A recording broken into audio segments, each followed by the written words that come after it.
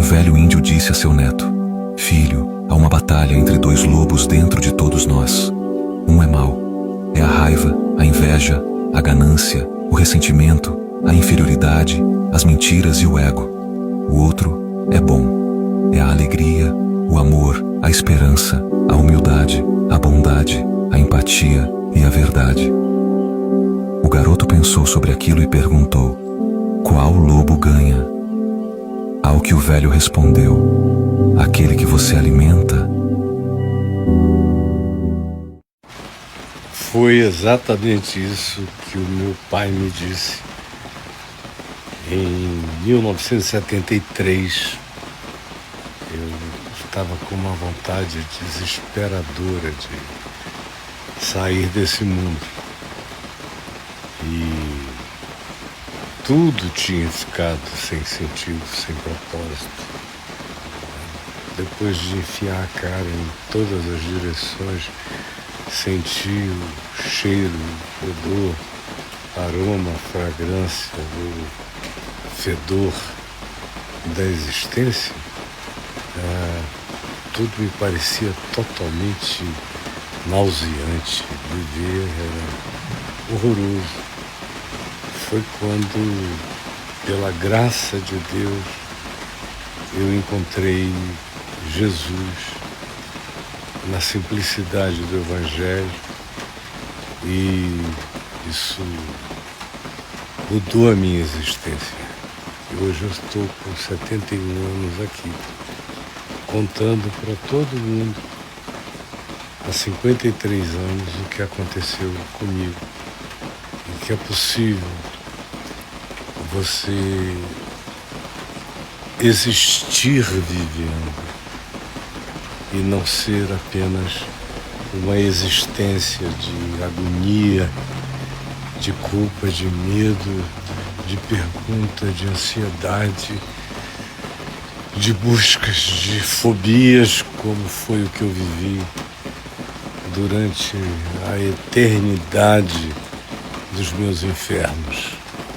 É por isso que eu digo que eu creio no inferno, porque para mim é impossível não crer. Eu andei por dentro dessa angústia existencial que tem peso de eternidade. A eternidade é peso, como Paulo diz, é peso de vida eterna. E a vivência existencial vazia tem o peso da eternidade infernosa no ser da gente.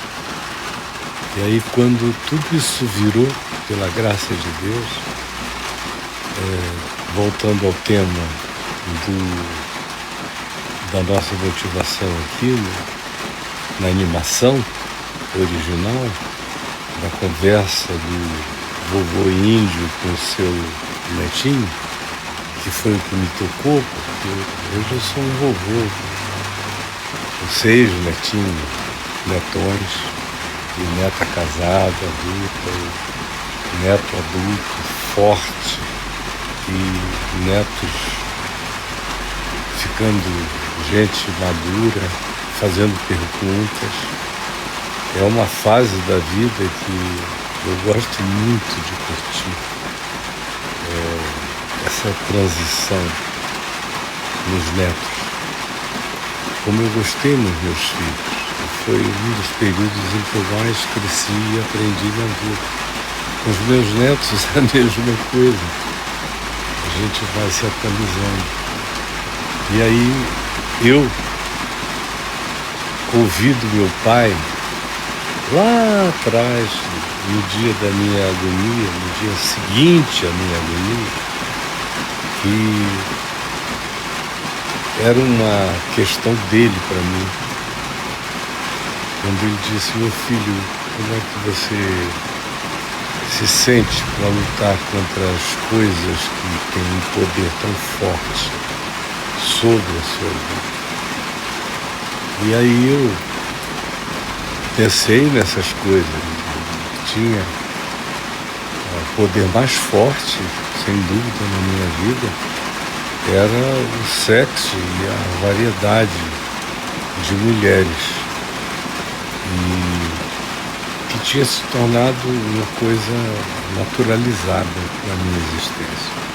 Não era nem buscada, era quase essencial. A segunda coisa tinha a ver com o que eram as minhas anestesias de natureza química e das quais eu fazia ingestão para diminuir a minha angústia e aflição. E outra coisa era uma capacidade grande de explosão atropelante. E eu tinha também perguntas sobre como eu iria conseguir vencer aquilo tudo, e eu devolvi ao meu pai perguntando: e eu? O que você acha que eu devo fazer? E tinha acabado de passar, coincidentemente, na frente de casa, uma das muitas meninas com quem eu saía, e dirigindo lá uma moto assim de biquíni, e aí ela me chamou: vem, aquela coisa. E eu falei: não vou não, e tal. E falei: eu tenho isso assim fartamente o tempo todo. Como é que eu vou vencer esse negócio? E o meu pai falou: depende do que você alimenta. Exatamente essa a resposta dele. Depende do que você alimenta, meu filho. Se você alimentar sua carne, você vai ficar com uma musculatura carnal e poderosa de vício, mas também de falta de significado, porque nem só de pão e nem de elementos físicos vive o homem, mas de toda palavra que sai da boca de Deus. A vida é mais do que tudo isso aí, é mais do que o corpo, é mais do que a veste, é mais do que o alimento, é mais. Depende. Você pode também alimentar a sua alma, o seu espírito. E aí eu falei: como eu faço isso? E ele me indicou a leitura do Novo Testamento. Mateus, Marcos, Lucas e João. Ele disse: você tem que saber profundamente para você quem e como Jesus é. Como ele é, como ele vive, para você aprender a viver com ele. Porque você é chamado a segui-lo. E mais do que isso, eu quero também estimular você a oração. E eu quero ser seu companheiro de oração. Nós passamos dali em diante a ler o Novo Testamento juntos, muitas vezes. Aquilo foi entrando em mim.